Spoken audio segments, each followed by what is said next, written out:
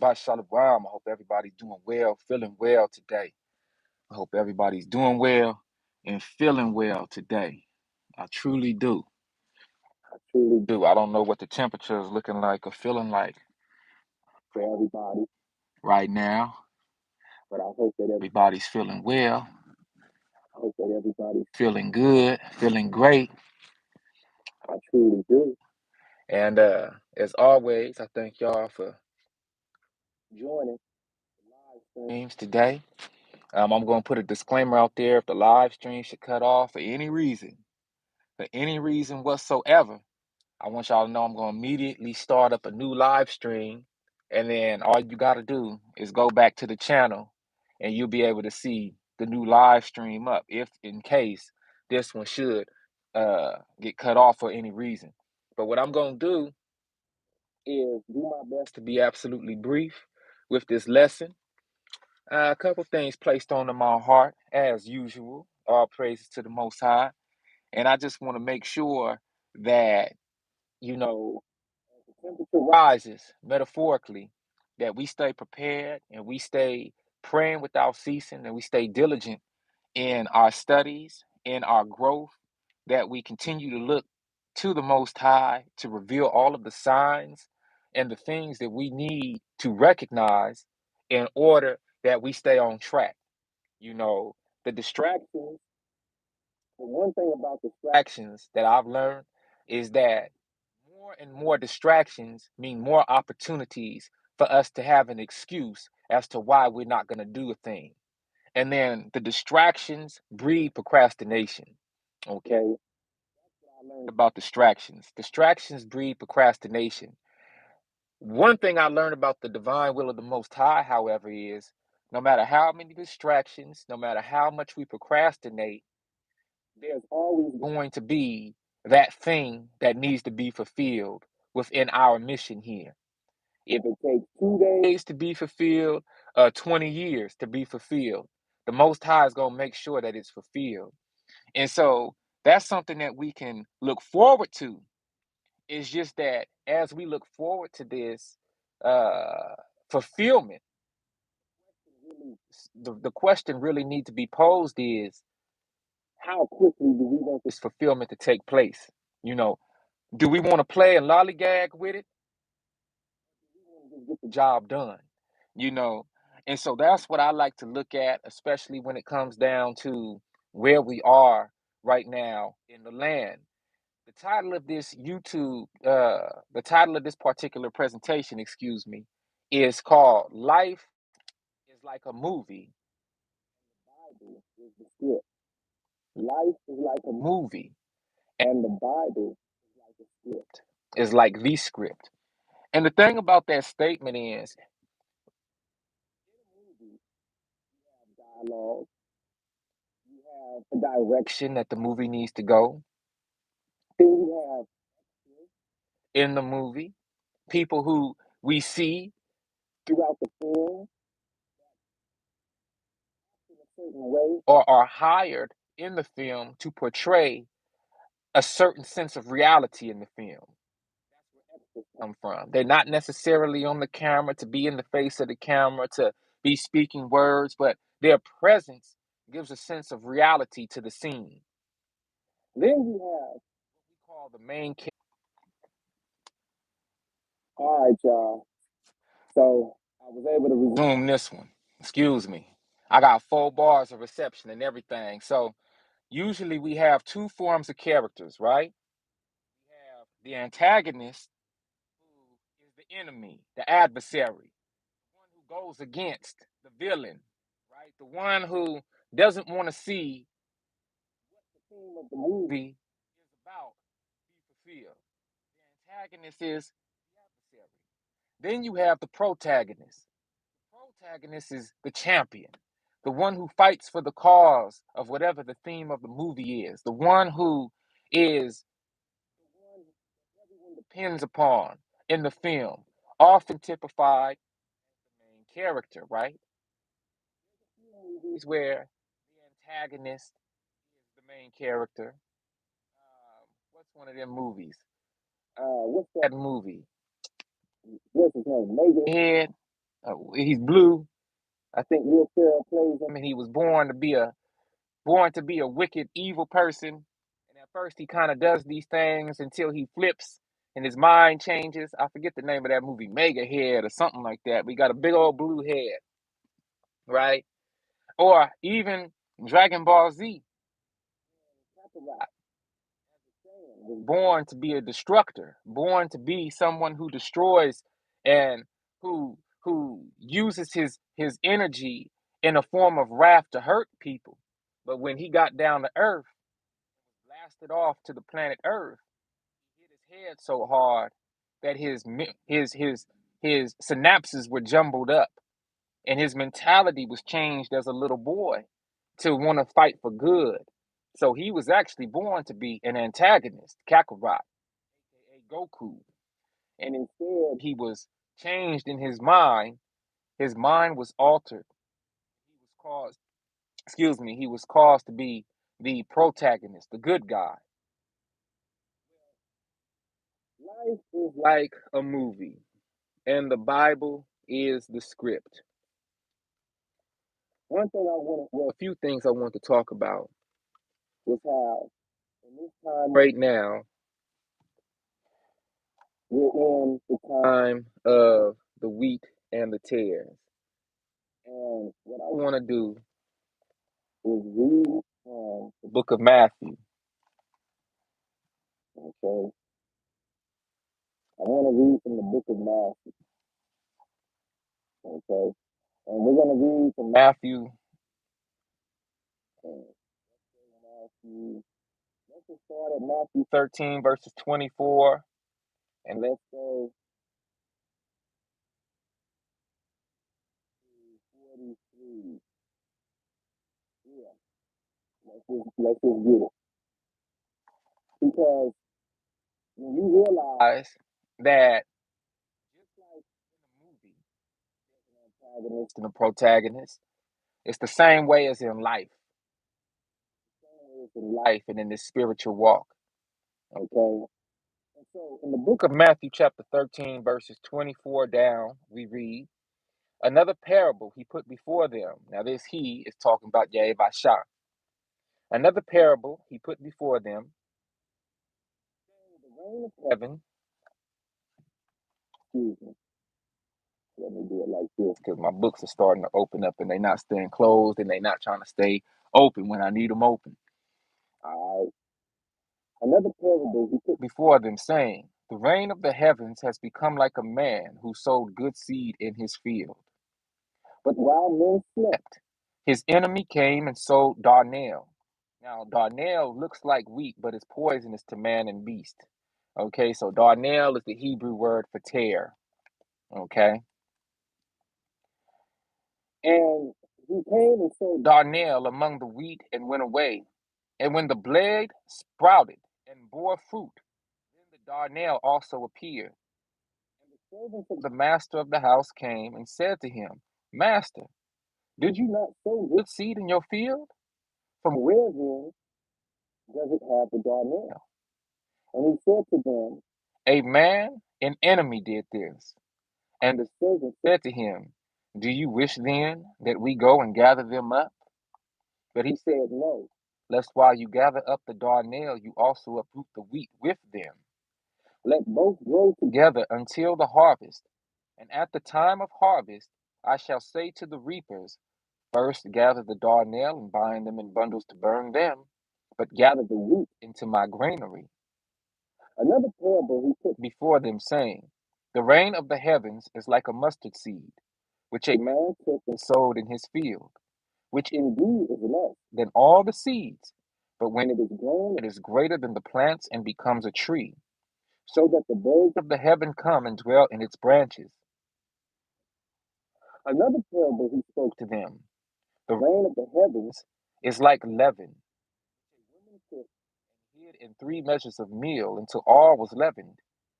Yahweh said all this to the crowds in parables, and he did not speak to them without a parable, so that what was spoken by the prophet might be filled, saying, I shall open my mouth in parables, I shall pour forth what has been hidden from the foundation of the world, And side note, the prophet in Psalm chapter 78, verse 2, when this was said. And so you have to realize, for those of you who do not believe in the existence or the presence of Yahweh Hamashiach, the entire scripture is in reference to Yahweh Mashiach, because Yahweh is the Word made flesh. Okay? Verse 36 of Matthew chapter 13. Then sent the crowds away. Yahweh went into the house, and his taught ones came to him, saying, Explain to us the parable of the darnel of the field. And he answering said to them, He who is sowing the good seed is the son of Adam, and the field is the world. And the good seed, these are the sons of the rain, but the darnel are the sons of the wicked one. And the enemy who sowed them is the devil. And the harvest is the end of the age, and the reapers are the messengers. As the darnel then is gathered and burned in the fire, so it shall be at the end of this age. The son of Adam shall send out his messengers, and they shall gather out of his reign all the stumbling blocks and those doing lawlessness, and shall throw them into the furnace of fire. There shall be wailing and gnashing of teeth. Then the righteous shall shine forth as the sun in the reign of their Father. He who has ears to hear, let him hear. Now, we're going to go start from the last couple scriptures that was just read. You know, in Christianity today, there's a claim that has been said, and we've covered this multiple times, that the law has been done away with. But that cannot be so. The law of the Most High, the Torah, cannot be done away with. And family, I really need you all to pay attention to this very important truth. The law is not done away with. The law is what primes our hearts through the rehearsing of the righteous acts to prepare our hearts, which are our minds, for the incoming new age, for the new kingdom, where those of us who are Israelites, those of us who were born into this realm as Israelites, will be transposed when we keep the law, statutes, and commands here into the new kingdom. And that is where the last shall be made first. That is where the tail shall be made the head. And this is where that prophecy comes into play, where one time, if we were to observe the law, statutes, and commands, we would receive all of the blessings of the Most High. It is only when we fell away from keeping the law, statutes, and commands that we were placed under the curses of the Most High. There's only one specific people on the face of this earth who fits all of the curses that were described and mentioned to us in Deuteronomy chapter 28. And it is very important that we recognize this, because those curses are actually the sign, the billboard, the bright lights on each and every one of the Israelite people, no matter where we've been scattered across the face of the earth, to illustrate to us culture, mind, language, customs, have names, have been stripped from us, and let us know that who we are. Okay? Let us know who we are, and also let us know who we are not. Now, we know that the Torah is very valid today. Why? Because Yahweh Shah is speaking to us. Let me go back to Matthew chapter 13. Yahweh Shah is speaking to us from a present futuristic tense. So he's speaking to the congregation, to the people, and his disciples. You know, the Hebrew would say his taught ones. You know, his taught ones. But those are the disciples, the students of Yahweh Shah. He's speaking to everybody in a present futuristic tense. Okay, futuristic because the son of Adam, who he is, shall send out his messengers or angels, and they shall gather out of his reign all the stumbling blocks and those doing lawlessness. People who are serving as stumbling blocks today saying we do not need to keep the Torah, are also with the lawless ones. Okay? Now, if the lawless ones is speaking in a present futuristic tense, then that means in the future there will still be lawless ones in the land who are serving as stumbling blocks to his people. Okay? Now, if these lawless ones are serving as stumbling blocks, that means that the law is still valid. The Torah is still meant to be upkept and upheld. That also means that those who are lawless ones serving as stumbling blocks are those who are sold by the devil. And if they are sold in the field is the world, they are sold by the devil, then that means that we know the devil is the adversary, because that is what Hashatan means, adversary, or the adversary, the, Shatan, Satan, adversary, Hashatan, the adversary. We also know that they are what in this great movie that we are living in? They are the antagonists. Yahweh and all of the saints, we are the protagonists, the champions. And our great champion is Yahweh Mashiach.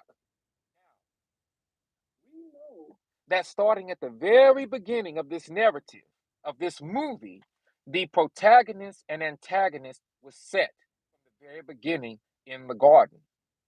We read in the book of Genesis chapter 3 verse 15. Let's go get to let's go let's get it. Let's get it. Let's get it. Let's get it. Let's get it. Where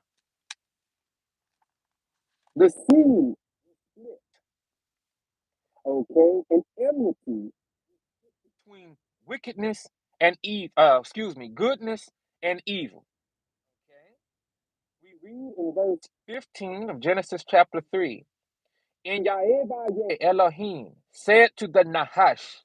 The Nahash is Hebrew for slithery one, for serpent. Because you have done this, you are cursed more than all livestock, more than every beast of the field. On your belly you are to go and eat dust all the days of your life. And I put enmity between you and the woman, and between your seed and her seed. He shall crush your head, and you shall crush his heel. On your belly you are to go and eat dust all the days of your life.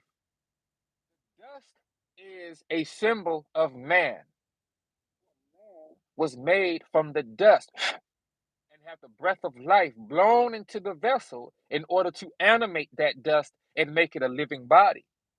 So, this is a sign that the enemy, the devil, your enemy, roaring like a lion, going to and fro through the earth, is seeking to devour that dust that it was prophesied to consume. Chapter 3, verse 14. Because the Nahash was prophesied to eat the dust, okay, all the days of its life. This is why we are seeing all of these horrible, horrible things taking place to people all over the world right now. This is why we are seeing many lawless ones being tricked out of their position and also being consumed by the wicked one. Now let's go back to the book of Matthew, and we're working our way back, okay? Again, Hebrew word danel, it means tear, okay? Now, a danel, it looks like wheat, okay? It grows up just like wheat. It has the different granular look to it. It has that golden brown look to it. It looks just like something that can be consumed. However, it's poisonous to man and beasts. If you feed your livestock this particular plant, the livestock will get poisoned, especially your cattle, because your cows have 4 stomachs, and each stomach is a reservoir of digestion for that cow. Okay? This is why the cow can eat food and then spit it back up, and it chews the cud, and then it re swallows that food, and then it goes back through the digestive tract of the cow in order to be turned into manure. If a man was to take, or people were to take of that particular plant and grind it and ground it up into what would be considered wheat meal, that meal would not be wheat at all. It would be poisonous. And if an individual was to take that meal and make flour from it and then cook with that flour, the properties of that meal would cause the one who consumed it to be poisoned. Okay? Very important to understand. Throughout all of this, though, we are seeing a movie script played out before our very eyes. The constant battle of the antagonist going or adversarially moving against the protagonist or the champion. There are only two sides to this, when we look at the extremities of the narrative. You have those who are good and those who are wicked. Yaeva says he would prefer that we were to be hot or we were to be cold. Because when we are lukewarm and we are riding the middle of the fence, that is when, and you know what? There's always three sides to a coin. So excuse me. Let's talk about that third small side to the coin. You know, people always talk about heads or tails. Oh, there's only two sides, but there's actually a third side. And that third side is the border of the coin, that thin part of the coin. Let me show you something. I don't know if this is a peso. Let me see. It's a Mexicano. All right. Yeah. All right. See that coin? Now, right there is the third side. The first side. The second side. The third side. See that thin side right there? Now, those of us who have not made our mind on what side we're actually going to be, those of us who are unsure, for those of us who find ourselves procrastinating to the point where we just have a difficult time discerning or a difficult time deciding which side we're going to be on, in my observation, it would appear to me that those who I like to say are riding the fence in this great movie, they would be considered the extras. They would be considered the extras. Think about it for a minute. When you watch a movie like Avengers or Spider-Man, right?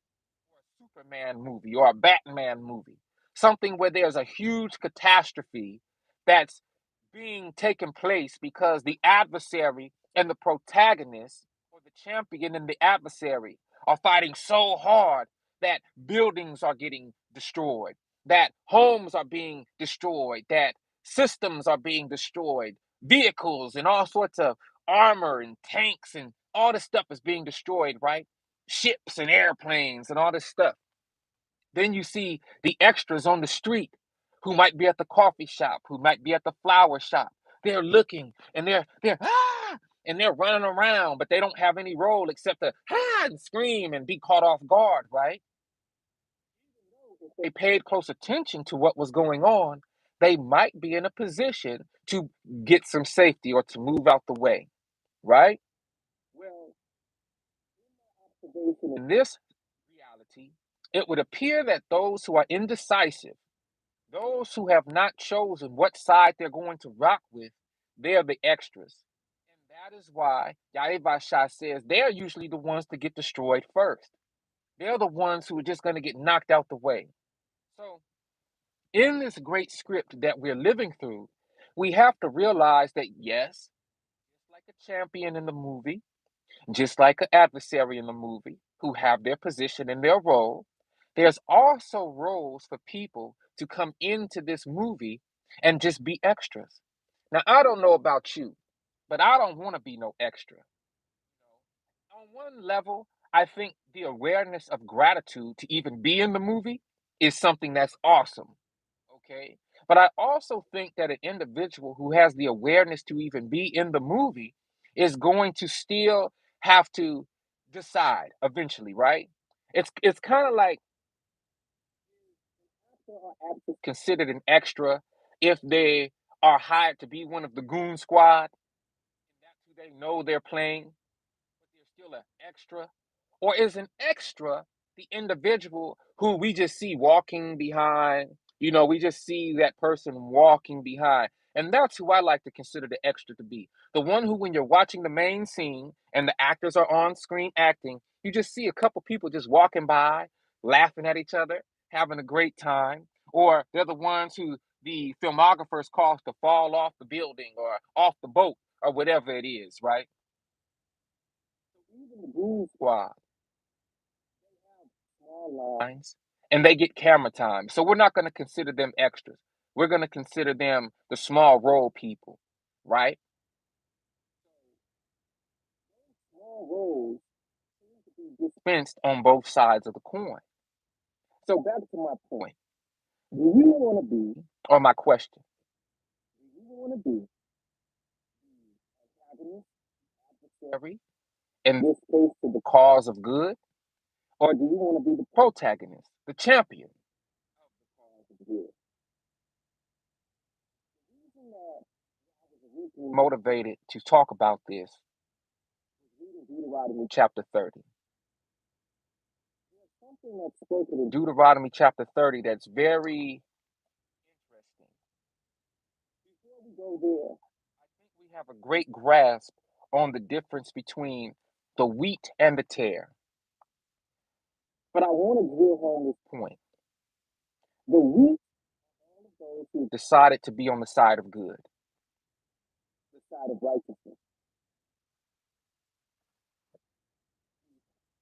utilizing the free will placed within all of us in this reality, in this experience, to do that would bring joy to the eye of the Most High. Because the Most High tells us that He doesn't want any evil to actually befall us. He would prefer that we lived and were able to receive the blessings. But as children of Israel, given the law, statutes, and commandments, we have an opportunity to move forward in this realm in our role as the ambassador and as the way showers and as the keepers of the Torah, the guard of the Torah. When other people in the world also fell into sin, not because they were the receivers of the law, statutes, and commandments, but because they are the inheritors of the original sin that Adam, the first Adam, committed. Therefore, sin entered into the world before the Hebrew Israelite people were even born. Those individuals who would be considered Gentiles now, or those of the nations, would also be able to see by a living example a selected group of people on the earth who were moving in the tenets, characteristics, and guidelines of the Most High. We can actually analyze the script itself like a executive producer does when a screenwriter comes into his office and says, "Hey man, I have a dope movie idea for you. This is the beginning, this is the middle, this is the end. This is who I would like to play in these roles. This is how many extras we're going to need who don't have any significant role in the movie except to make the movie appear to be real, to bring reality or realism to the film. This is the environment, and this is the time that I would like the time frame or the timeline that I would like this movie to be acted in. Okay, so if it's a Western movie, more than likely it's going to be in the late 1800s. Okay, if it's a scripturally based movie on the Old Testament, more than likely it's going to be anywhere from 2000 to 1000 BC, right? So this is what we want to see on film, and this is the direction we're going to take, and this is how we're going to facilitate this film. That's a normal conversation in modern day Hollywood when it comes to an executive producer having to decide if this screenwriting is a viable idea to invest in to be produced. Well, I always found it funny when I was awakened to this truth on the actual word of that English or Latin word scripture. Script, in the word scripture, being able to get around it. Script is in scripture. The root word to scripture, script, which means a dialogue that is acted out to be brought forth in real time, whether it's on a film or whether it's in reality for where we experience right now. Okay. When I began to look at the scriptures, one thing, and back in 2007, it hit me so hard. When you go into each chapter, a lot of the books, like Jeremiah or Isaiah, specifically the prophets, it is like if you read a script, before the dialogue is taking place in a script, for those of us who have read scripts before, the stage is set, the environment is set, the tone is set for how the actors and actresses should actually be acting as they read. Okay? If the scene is to take place in a bedroom, that's documented and detailed in a small paragraph at the top of the page of the script before the words of the script are actually rehearsed and read.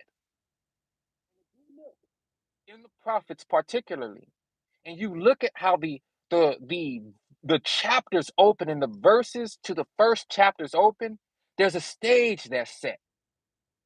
These are the characters. This is the timeline of the characters being introduced. This is the temperature, metaphorically, what's going on in this scene. And then we begin to see it acted out. So the scriptures are real. And one thing that was taught to me is, especially when you begin to read these scriptures, is find yourself. Find yourself in the scriptures. You will find yourself.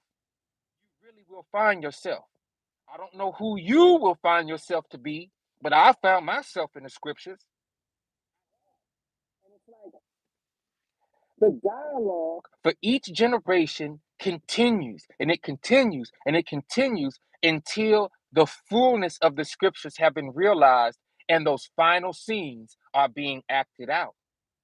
One of the reasons I find joy in this discussion is because I've chosen what side of the fence I'm rocking with. And in my choosing, I've chosen to be on the side of righteousness. So no matter what happens throughout the remainder of the fulfillment of the script, I know based off of the prophecy or the guidelines or the timeline or the dialogue in the script that those who have chosen the side of righteousness are going to be rewarded with life eternal. So I'm not worried about the end. As somebody who has not chosen their side of righteousness is going to be worried. Any individual who is indecisive or has chosen the side of wickedness is definitely going to not like this conversation because the end of this conversation benefits those who have chosen righteousness. Righteousness, all you have to do at this point is begin to rehearse the righteous acts and to act out your role in righteousness. And you know that the reward of your act is something that you want to look forward to, right? Whereas if I know I'm being a slithery wicked person, and I'm also having access to this script, my end as a wicked individual is not going to be good. You see? I'm going to want to maintain my course in this present age for as long as I possibly can, because this is where I get my reward in this present age. I don't get a fun reward. age to come. I've always had to sit here and ask myself, I really, really had to ask myself this question. Do I want to benefit from the rewards of this present age, seeing where it is we are in the age? I want to do the work that it takes for me to benefit in the age to come and be cared for, intended to, and reserved in this present age for that to come? Now, that's a loaded question.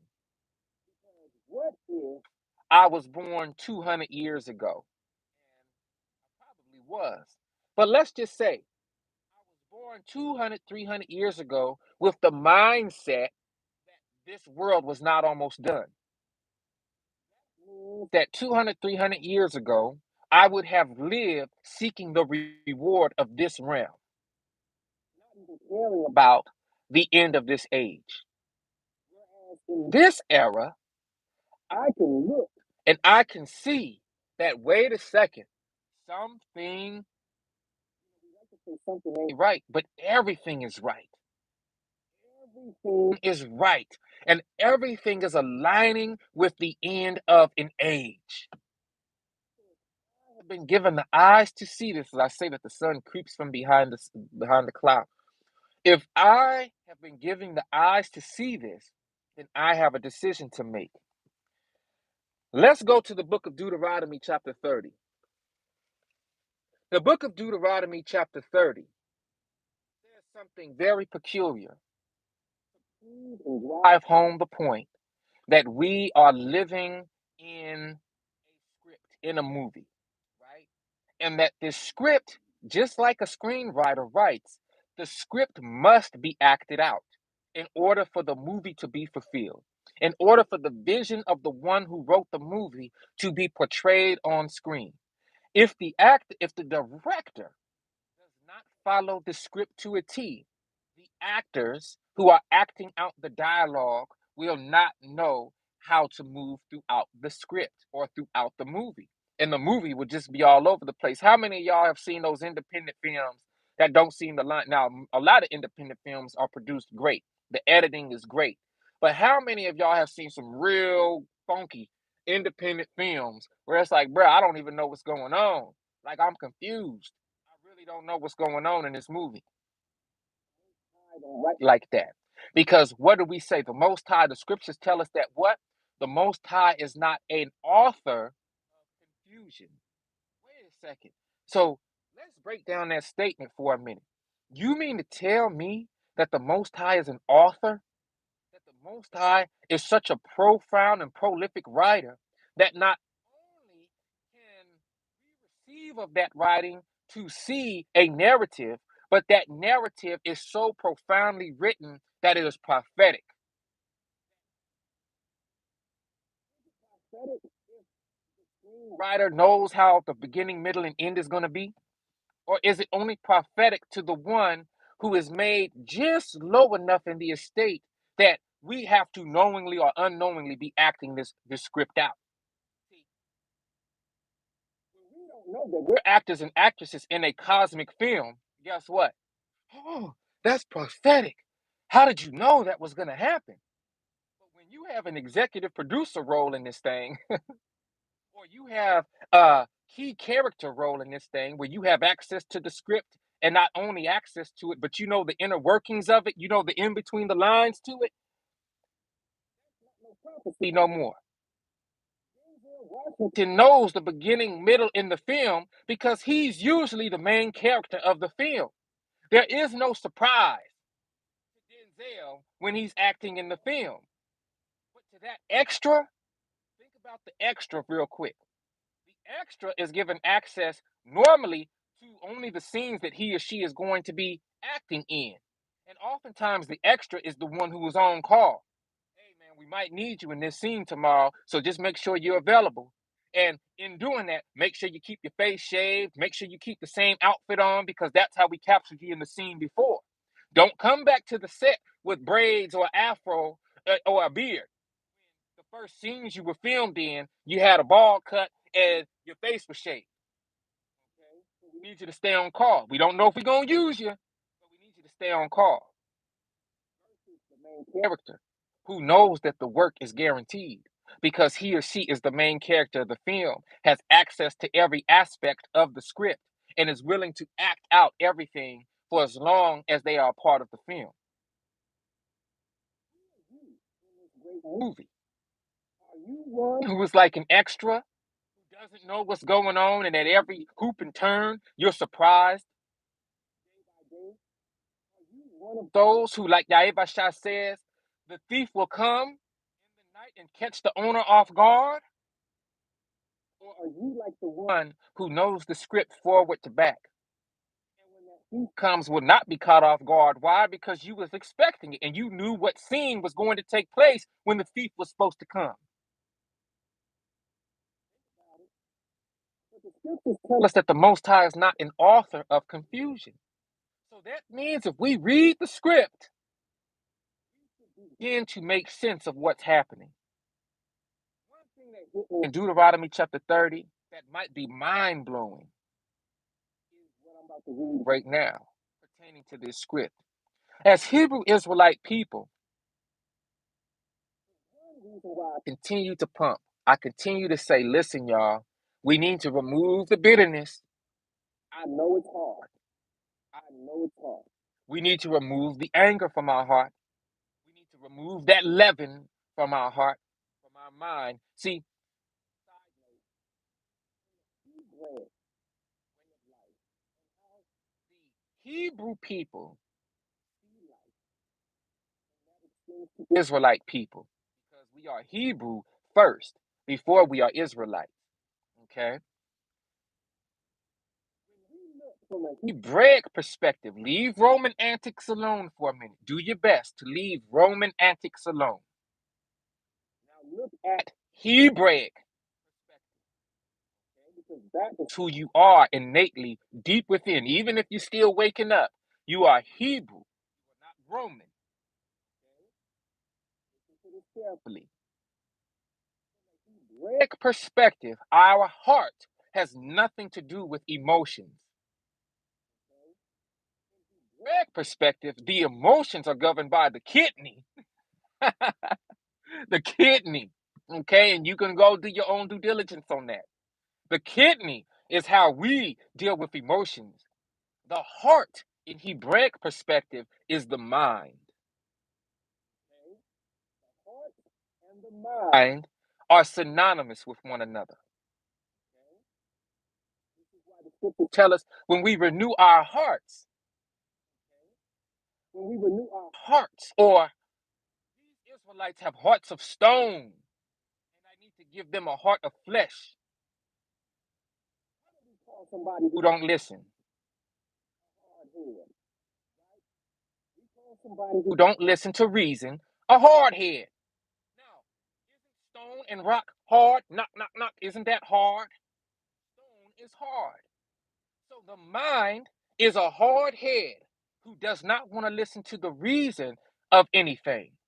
And just like the mind can be a hard head, the scriptures tell us that our hearts as Hebrew Israelite people have gotten hardened.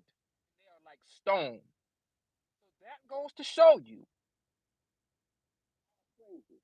So that goes to show you that the mind and the heart are synonymous. What do we need to realize, family?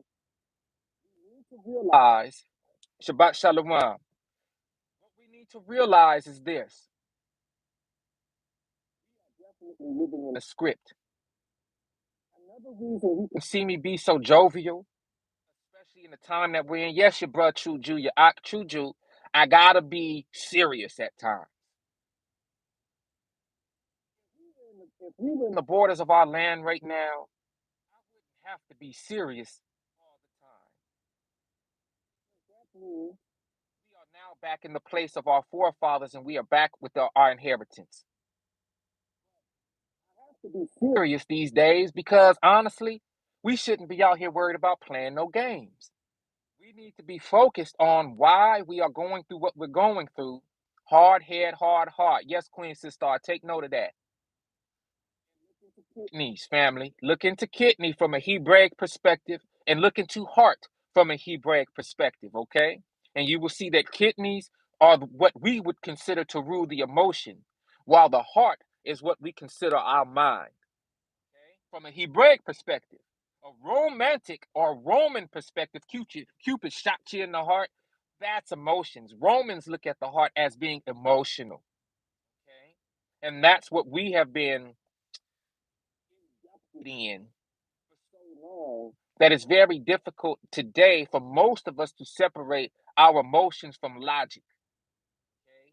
But you see how both of those are hand in hand? To say women are ruled by emotions while men are ruled by logic. Now, it doesn't necessarily have to be like that. That's why, side note, I feel it's so important for our daughters to be raised. Obviously, our children have to be raised by both parents, but it's so important for girls to see their fathers logically think, logically speak. One, so they know what to expect from their husband, but two, so that they can harm themselves when there's a situation that arises where they must use the logical aspect, analytical aspect of their mind versus the emotional. And the same goes for our sons. When our sons are raised in a single mother household and that mother is ruled by her emotions, a lot of times we get the effeminization of our young boys. And effeminization usually is rooted in thinking with our emotions versus thinking analytically and logically. Now, side note, as a left-handed person, I think in my right mind. Okay? And the right mind is usually geared toward the more sensual aspects of things, the more Philly aspect of things, like the music, the art, those sorts of things, right? And all of that, while the left side of the brain is geared more toward mathematics, analytics, science. This is why it's so important to be able to play an instrument or to be ambidextrous. This is still a side note. When you can play a piano, right? You're utilizing both left and right sides of the brain. So your brain is able to become more fuller, and that is very important as a man. This is why I always like to say it is better to be a warrior in a garden than a gardener in a war. There is peace and shalom that is felt in the garden when you are tending to life that cannot tend to itself. You have to make decisions on what to call away and what to allow to grow. And it's the same way on the battlefield. You have to be able to analyze the threat before you, and you have to be able to analyze the non threat before you, and then move forward strongly. That was a side note. To the art of war in another live stream. Oh, yes, the art of war. Because men of Israel, you have to gird your loins and you have to be ready. So, back to the topic. We know that looking at the scriptures is indeed a script. Let's get to Deuteronomy chapter 30. I want to show you all something. And thank you to everybody who's thumbed up the video, who shares the presentations and the live streams. All praises to the Most High. We know the blessings and the curses of Deuteronomy 28 were prophesied to be received by the children of Israel. If those blessings and curses, excuse me, were contingent upon either keeping the law, statutes, and commands to receive the blessings or to receive the cursings, we would go away from the law, statutes, and commands and do our own thing. Okay? Now, Deuteronomy 28, it would appear that, hey, wait a second, we actually have a choice in this thing. Simple, right? We actually have a choice in this thing. But the reality of the situation, family, and this is why you always see me so jovial, and you see me from a perspective of, wait a second, this is what it is. And when you look at a script, all of these things had to happen because we are either going to be the key antagonist or we're going to be the key protagonist in this great cosmic movie. What do I mean by that? We thought we had an option as Israelite people to keep the law, statutes, and commands and receive the blessings. But in reality, the Most High gave us these law, statutes, and commands, and what was appeared to us to be a choice, when the whole time the scriptures was already wrote. The movie already developed. The scriptures tell us the Most High is the same yesterday, today, and tomorrow. Knows the beginning from the end.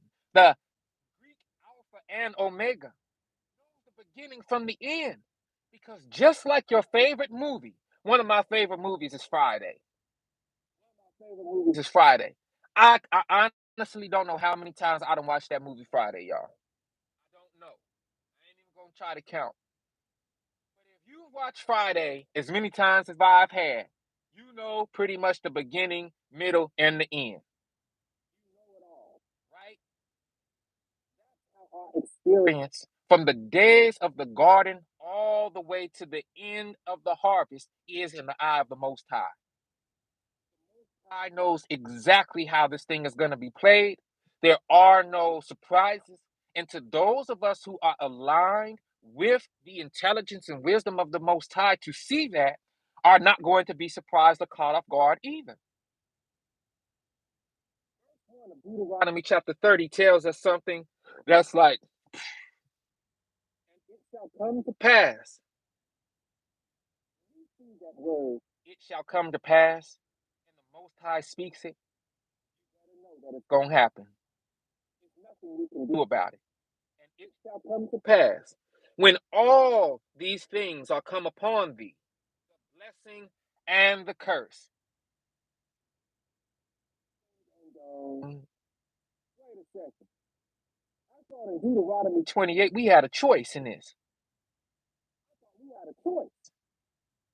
Chapter 30 is only 2 chapters after Deuteronomy 28.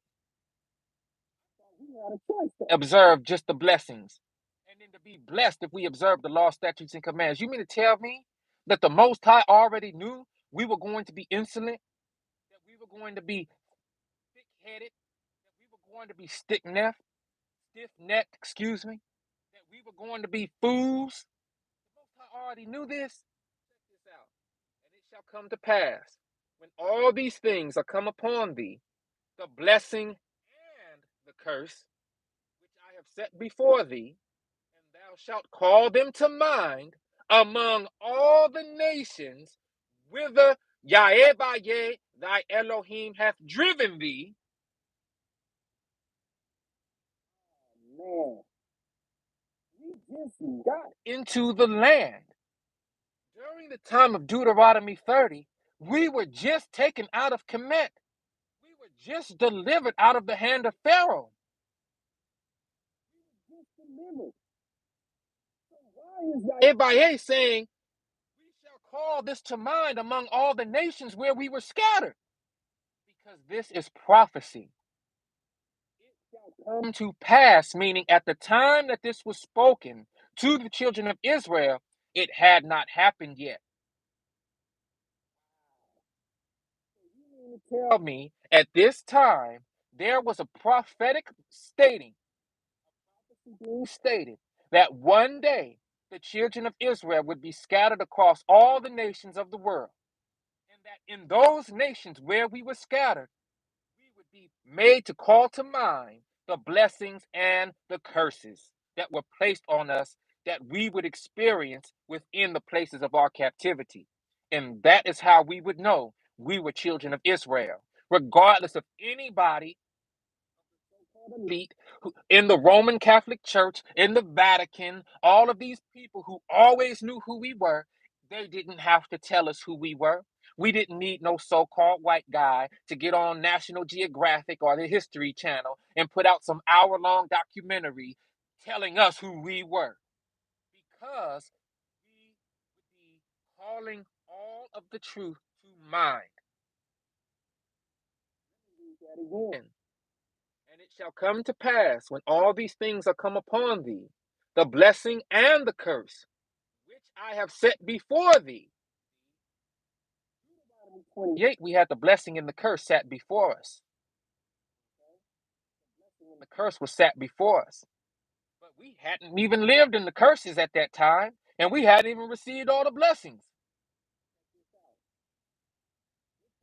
Before thee, and thou shalt call them to mind among all the nations where Yahweh thy Elohim hath driven thee, and shalt return unto Yahweh your El, and shalt obey his voice, according to all that I command thee this day, thou and thy children, with all thine heart and with all thy soul. From the Hebraic perspective, the heart is the mind. And now, in this last day of the last day, we are seeing before us the wheat being separated from the tare. And the wheat is doing whatever he and she can to move as closely as possible to the Most High. Those of us born in this era know clear as well that there was a point in our lives, myself included, all of us, when we was going against the Most High. We did not have a heart that was fully awakened, a mind fully awakened to know how to dissect the script that was placed before us, and we were inundated with lies. All of a sudden, though, we can say within the last 5 years, all of a sudden, there has been an extreme great awakening. And within the last 3 years, that awakening has climaxed. And I don't even think it has climaxed. And those who are awake now are more than likely going to remain awake. Those who are not awake yet, stragglers, they're very few in number. I'm not saying that they are not going to awaken, but I feel like they are very, very few in number, and that is not up to us to decide who awakens. That is why those of us who are awake must do our very best daily to present the light to all we come across, present the light to all that we come across in order for those who are struggling to see the righteous example and to be able to make a decision. Get off of this live stream. Get off this live stream. You are not welcome. We were talking about adversaries, antagonists, and champions. And just like any good battle, the adversary is going to have to pop his little ugly head up in order to try to throw you off. Isn't it a wonderful thing? But when the enemy pops up, the enemy makes itself known, guess what? You know you on the right side of the fence, because we're not talking about the things that would keep the enemy away. Okay? If we were talking about the things to keep the enemy away, like ratchetness, like turning up, like twerking, like the strip club, like selling dope, like chopping down your brother or your sister, scamming, being slithery, and all those type of things, the enemy wouldn't be nowhere around here. We're doing what the enemy wants. Right on, fella. Keep on going. I support you. But when you stand for the Most High and you're doing the work of the Most High, guess what happens? That enemy like to pop his little ugly head up, like to throw you off, like to do whatever it can to knock you off your position in hopes that you forget who you are and join its cause. That's another reason we have to consistently push forth messages of truth, because it is very easy in this last day of the last day to be thrown off by all of the distractions that are made available to us. Realizing that Deuteronomy chapter 30, verses 1 and 2 are detailing something very, very interesting to us, in that the blessings and the curses had to happen to the children of Israel. That should also go to tell you that the script is real. And that the script, if we read it and we dissect it correctly and we pay attention to it, will give us insight as to not only where we are right now, but the days ahead to come. Now, you know what's to come, and you know that there's going to be a lot more travail, a lot more turmoil, a lot more issues in the land than you would do based off of what you read and integrate within to your thinking as a renewed mind, uh, as a renewally minded person. That you have to do certain things right now in order to brace yourself for the incoming impact. Okay? What's your choice? What is your decision? That's for you to decide. Let's go to the book of Hosea, because this is some of the promises. Okay? Even though we have been placed into the place of our captivity, Even though many of us are choosing to ignore the knock on the door, even though many of us, even of our own people, are choosing to not live within the tenets of the Most High, we still have many outstanding promises. The book of Hosea, chapter 11, start at verse 1. When Israel was a child, I loved him. Out of Mitzrayim I called my son. They called to them, so they went from their face. They slaughtered to the Baals and burned incense to carved images. So even though Israel is the first son, the firstborn of the Most High, we still went on, is the point of those two verses. And I taught Ephraim to walk. Remember, the days of Rehoboam and Jeroboam, Solomon's sons. That is when the kingdom of Israel was split into two, the southern kingdom of Judah and the northern kingdom of Israel. And that northern kingdom is typified by Ephraim. Okay? So, and I taught Ephraim to walk, taking them by their arms, but they did not know that I healed them. I drew them with ropes of man, with cords of love, and I was to them as those who take the yoke from their neck. And I bent down and fed them. No, let him return to the land of Mitzrayim, and let Ashur be his sovereign, because they refused to repent. Now again, we are in the land of Mitzrayim. What does Mitzrayim mean in the Hebrew? Mitzrayim means house of bondage. We are back in the place of our captivity, called the house of bondage, or the second Egypt. And the sword shall whirl in his cities, and it shall demolish his gate bars, and consume because of their own counsels. My people are bent towards backsliding from me. Though they call to the one above, none of them exalt him. Meaning, we operate with lip service. Oh, I love God. God, oh, I love Jesus. I love me some Jesus, baby. But steady eating pork, steady eating lobster and crab, steady eating crawdads and catfish, and all sorts of abominable things. Steady running around out here lawless as ever. Actually got the nerve to say the Torah is no longer valid. Right? So we draw near to the Most High with our mouths, claiming that we love the Most High with our lips, lip service.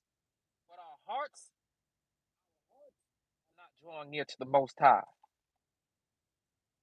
People are bent towards backsliding from me. Though they call to the one above, none of them exalt him. How could I give you up? Now listen to the tender mercy and everlasting love that the Most High has for his children. This is what we're about to read in verse 8 of Hosea chapter 11. How could I give you up, Ephraim? How could I hand you over, Yisrael? How could I give you up, Ephraim?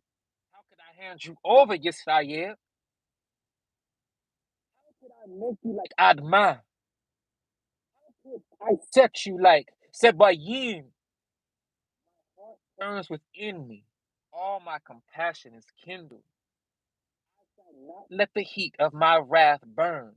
I shall not turn to destroy Ephraim, for I am El and not man, the set apart one in your midst, and I shall not come in enmity. Woo! So even though the Most High placed us back in Mitzrayim in the house of bondage, that was only a small time, a small punishment. So those of us on the side of righteousness can be joyful. We can say, wow, okay, we were preserved and we were made to be kept, even in the place of our captivity, for a time such as this, so that we can receive of the compassion and loving kindness of the Most High in true time, in real time, right now. I shall not let the heat of my wrath burn. I shall not turn to destroy Ephraim, for I am El and not man, set apart one in your midst, and I shall not come in enmity. Let them follow Yahweh. A lion, he roars, he roars. Then sons shall tremble from the west. Ain't we in the west right now? West side?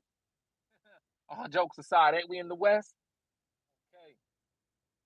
They shall tremble like a bird from Mitzrayim, and like a dove from the land of Ashur. And I shall let them dwell in their own houses, declares Yahweh.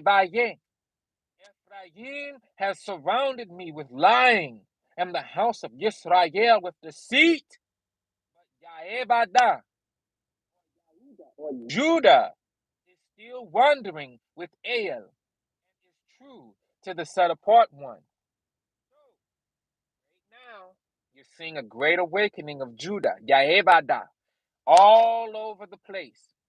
We have been scattered. You're seeing it right before your eyes. And no matter what happens, society, the elite one, so called elite, they cannot stop this. The only thing they can do is to be a hindrance, just like that person who got on here and started doing all those little spams. All they can try to do is distract us and make the distraction so strong that we begin to pay attention to whatever that distraction is. But I beseech you, my brothers and my sisters, when you see the distractions, know that they come of the wicked one. And you have already decided if you're going to be righteous or not. So if you are righteous, it's not a distraction at all. I mean, it's a distraction, right? But if you have decided to be on the wicked side, guess what? That's not a distraction. That's something you're looking forward to doing. It's not a distraction. A distraction for someone wicked would be like this channel right here, this presentation, this live stream right now. This would be a distraction for somebody wicked who got onto YouTube in order to see booties clapping and all sorts of nasty stuff, right? That's a distraction to that person. They like, man, I did not get on YouTube to be reminded that I'm an Israelite and to be reminded that I got to keep the law, statutes, and commandments. How did I stumble on this channel? I got to get off this ASAP. Let me block this. I don't even know why this is in my feed. Dude, I don't want to hear him. But for some reason, the Most High keep putting this channel on your feed. For some reason, the Most High keep putting this on your thread. Why? Because the Most High trying to talk to you. The Most High is trying to get you to wake up. That's like when you have that alarm and it goes off, and you hit snooze, and you hit snooze again, and then finally your mama walk into the room, boy, get up. You still don't get up, so she got to go to the kitchen with some water and put it in the cup and then douse your face with it. That's what the Most High trying to do to you. But if you don't get up, then guess what? The scriptures will call you dead. You'll be dead. And what we want to do is become alive again. We don't want to be like those who are still in the valley of dry bones. We want to be like those bones who were once dry and dead, but made to live again. One those bones that are being covered with muscle and sinew and flesh, and vessels of blood are being reestablished. Heart back, our mind.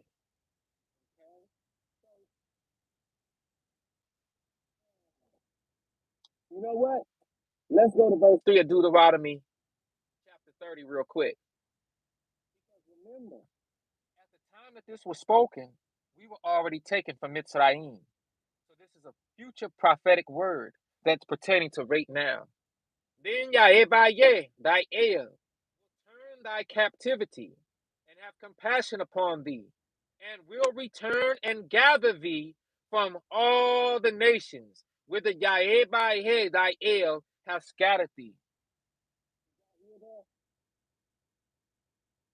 Yahweh was in the midst of the children of Israel when this was said. Guiding the children of Israel by a pillar of fire at night and a pillar of smoke and cloud by the day. The lesson on the temple, the true meaning of Hanukkah, dedication and the build of the temple. Those were the exact dimensions and instructions given from Yahweh to David and Solomon in order to build a dwelling place for the Spirit of the Most High. in the midst of the children of Israel. Okay? Now, God says in verse 3 that he will have compassion on us and return us from our captivity and also gather us from all the nations. So you mean to tell me that we will be gathered from the nations? We don't have to go into Israel right now. We don't have to go into Israel ourselves. We will be gathered by the Most High. The Most High putting stupid stuff in my feed. I'm like, why is this dumb stuff coming into my feed? Make me go search for True Jew and caught this live, and YouTube never notifies me.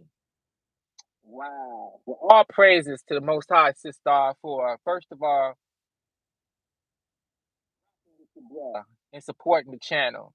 And I'm thankful to the Most High. Let us be thankful that this is placed onto your heart to even go and search for on this Shabbat. And I know y'all in the UK, y'all are pretty much out of the Shabbat right now. So I thank you doubly for joining today. And as the sun goes down over here in the States, we're going to get ready to wrap this live stream up. We had some technical difficulties, and I thank y'all for rocking with me through them all. Okay. All praises to the Most High. But what we have to realize is that we're going to be gathered. If you've seen any of the videos on my channel, side note, pertaining to the light ships, the chariots of the Most High, you'll know that many of us, our sons and daughters, will prophesy, will dream dreams, and have visions. Many of us are having these visions and these dreams about the gathering. But in real time, many of us are also now finally seeing the light ships in the sky, the chariots in the sky. I've been seeing them the very first time I saw the light ship, and I knew it was a light ship, and I was like, whoa, it was 2008. It was whatever day Thanksgiving was, so-called Thanksgiving, Thanksgiving in 2008. Okay. And that's the first time I saw it. Now, if you keep it 100, you remember that the Ethiopic calendar is 8 years behind the Gregorian calendar. It's crazy to say this, but 2008 was actually the year 2000. The year 2000. The year 2000. Didn't a lot of people say the year 2000 would be crazy? Right? Didn't a lot of people feel that the year 2020 would be crazy? Or the year 2012 would be crazy? And then a lot of people said the year 2020 would be crazy too, right? But how come all of these things are happening according to the Ethiopic calendar and not the Gregorian? Because the Gregorian is the calendar that the enemy used to change the times and the signs of the times. As prophesied in the book of Daniel would happen. Ethiopia is 8 years behind, Queen Sistar. In the year 2008, it was the year 2000 in Ethiopia. Remember the Mayan prophecy of 2012? 13 months. Okay. I'm gonna go back to that. Remember the prophecy, right?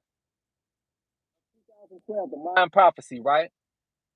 Everybody in the States was looking, whoever deals with the Gregorian calendar was like, why isn't the world gone crazy in 2012, in our 2012? It's because that was the wrong 2012. Isn't it crazy how in the Ethiopic 2012, it was really September 11th, 2019 of the Gregorian? And then as soon as 2020 Gregorian hit, the whole world went into lockdown and COVID and all of that stuff went crazy bananas, right? And the world has never been the same as we once even knew it before the advent of the pandemic, right? 2008, when I began to see the light ships, that was really the year 2000 in Ethiopic time. That's why I've been saying, I know a lot of us want this thing to be over. We want this end of this age to happen quickly. But that's why I'm feeling, based off of the Ethiopian calendar, that when we get into the real 2020, it'll be September 11th, 2027. And I think 2027. Now, if this live stream cuts off, y'all just come back to it. 2027 is going to be something. into 2028, it's gonna be wild, y'all. So let us be like the ant. Let us be prudent like the ant. Work with the people who are of like mind. Let us prepare to the best of our capabilities.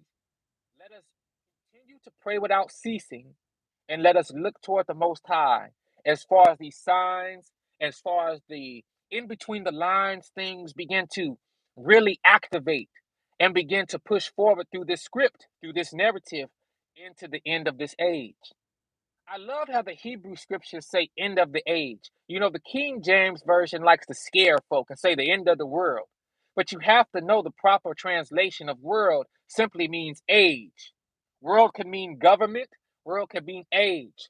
But in the Hebraic perspective, in that usage, it's age. The end of one age takes place, the beginning of a new age takes place.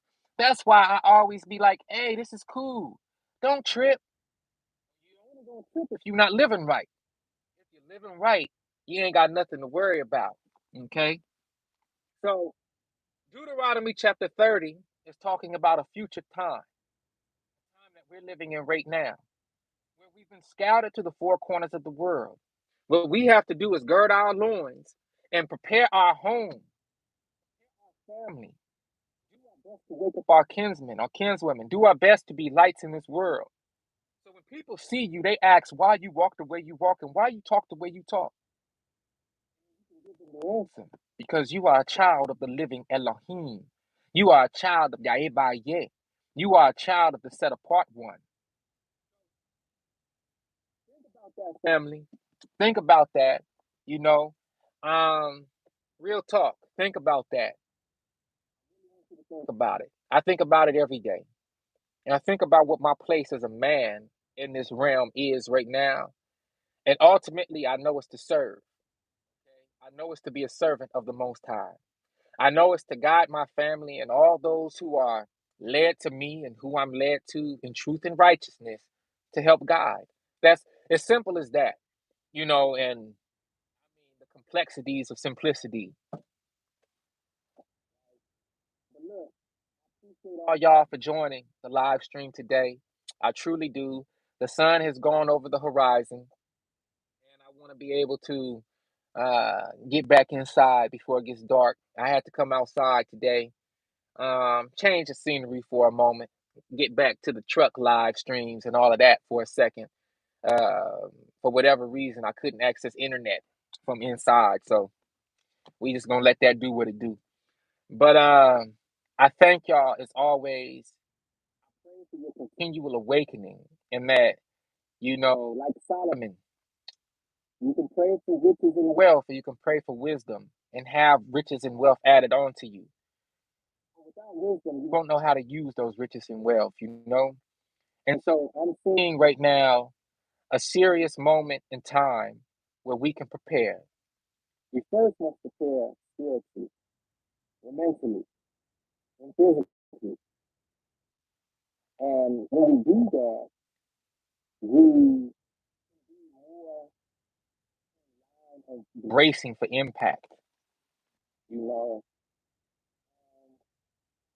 of us are in different places on the world or on the earth right now, different time zones, different environments. But the kinsmanship, is very important. And we gotta stay, we have to stay connected. Side note, I just purchased 2 books, one for me and gifted one to a friend. Excited to receive it. Shalom, brother. Thank you for your teaching. Oh, that's a blessing. Thank you, Queen Sister. Now, it's still Shabbat for me. So I hope you didn't purchase them on the Shabbat. Wink, wink. Okay. But I thank you. I thank you so, so much. I thank you so very much. All praises to the Most High. And I pray that those books get to you expediently. Excuse me. I hope that the books get to you expediently and that they do serve as a blessing to you. There's some techniques in the book that have truly helped me come along. And I've actually been thinking about reading chapters out of the book. I know I haven't done that too much. That just kind of goes to show you where my mind is as far as the importance of what I feel my calling is to share the word of the Most High versus my word is man. You know what I'm saying? But I think on a non-Shabbat day, I'll go head on and I'll start reading some excerpts from my book and just letting those of you who are kind of on the fence about purchasing it to know that, hey, y'all, it's a good read. Okay, it's a great read. I didn't get too in depth with my, my background, but like I start off saying, I gave you just enough. I gave you just enough. It's not a complete autobiography by any means, but it details why I'm the way I am. I've chosen to be this person. Why I've chosen to not allow everything that I've gone through to affect me negatively. And I know we all have stories, we all have backgrounds, we all have things that we have overcome. Some of us are still working on overcoming the traumas and the different nuances of our upbringing.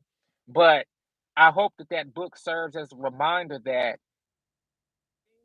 for us, not to us. I know it seems like everything happens to us, and we're so used to being victimized. That's another reason why it's so important to deliver this truth jovially and happily.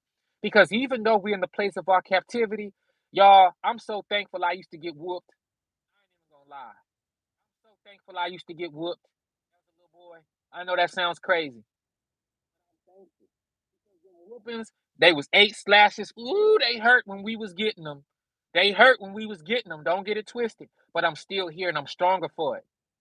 I'm literally stronger for it. Now, as a person, you might say, "Hey, well, I got a different way I'm going to do mine. I'm not going to be whooping them. I'm going to talk to them and this and that." Okay, well, spare the rod, spoil the child too. It's a time to whoop the child, and it's a time to get deeply psychological with the child. It's a way you can whoop a child with words too. Don't get it twisted. But that good old hot pepper booty whooping, I'm thankful I got it because now I can look back at my life and I can say, dang, you know what? I have been through a lot, but I don't have to be bitter at what happened to me. I don't have to be bitter. I can use it as something that happened for me. And when I use it as something that happened for me, the challenge is to figure out how to utilize the lessons for our continual growth. And a lot of times we get frustrated with the lesson that is very difficult to grow outside of that lesson and actually apply what it is we had learned. Okay. And so that's another reason it's so important not to be bitter. And I'm gonna keep on saying this.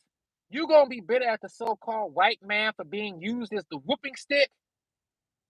What you're really doing, especially men of Israel, what you're really doing is you're saying you're not man enough to be mad at the Most High.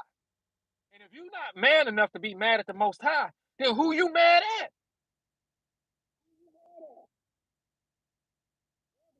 Gotten upset with their parent, right? The type of relationship I like to have with the Most High is a very open one. Meaning I can communicate in all respect, in all humility, but still keep it 100 with the Most High and still speak my mind because the Most High uses the spirit of man as a lamp to search in the inward parts as we read in the book of Psalms. So it ain't nothing you hiding anyway. So if you got some bitterness toward the Most High, you got something to say to the Most High, you better say it. You better say it in all due respect. Because if you don't, you might be risking getting chopped down. But the Most High still love a man that keep it 100 and keep it real. Okay? Okay. Thank you, Queen Sister. So for me, it's like this. I'm not going to look at the whooping stick. I'm going to look to the one who's swinging the whooping stick. And if the one who's swinging the whooping stick is my father and promised me that even though I'm getting tapped with this stick, he's going to stop whooping my butt and bring me out of that thing once I learn my lesson, then I need to look at myself and be angry with myself. And I need to say, you know what? I'm the one who messed up. And if I'm the one who messed up, Father, please put me on the path of correction so that I no longer mess up. Can you please put together a manual what we should do and should not be doing according to the calendar we should be abiding by? That way I should have known better than to purchase it today. Sorry. Oh,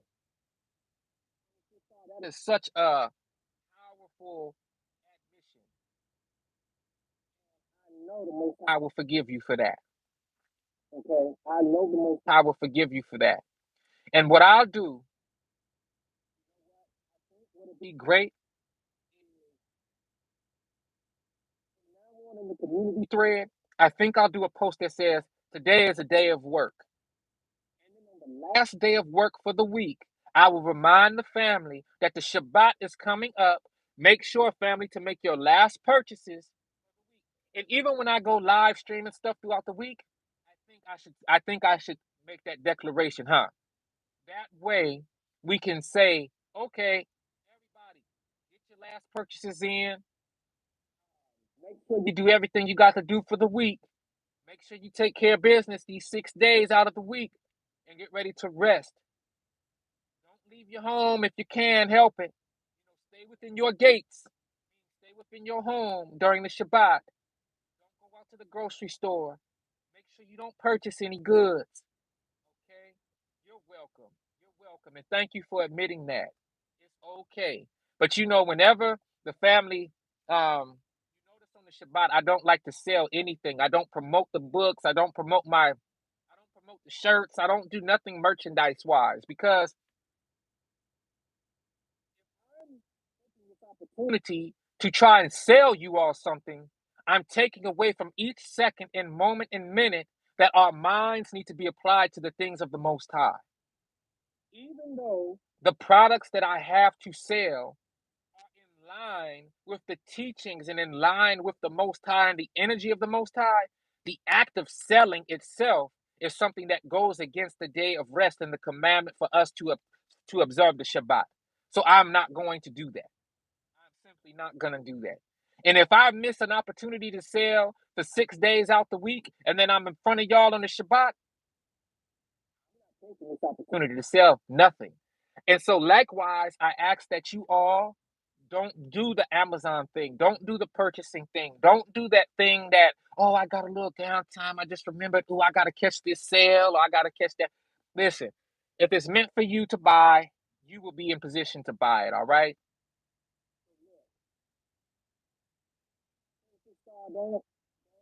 Worry beyond this point. Just ask for forgiveness, repent about that, and then it'll be done. Repentance will be received, okay? Forgiveness will be received, okay? So I thank you all for joining me this Shabbat lesson. Shabbat Shalom to the 12 tribes and all the strangers within our gates. Shabbat Shalom. Shabbat Shalom. Shabbat Shalom. I wish you all peace and happiness. Okay. It's your brother True Jew tapping in with y'all the only way I know how. Raw, real, and uncut. Thank y'all for joining me today. All praises to the Most High. By the grace of the Most High, Mama Papa, I'll be back with another one. But until then, gone.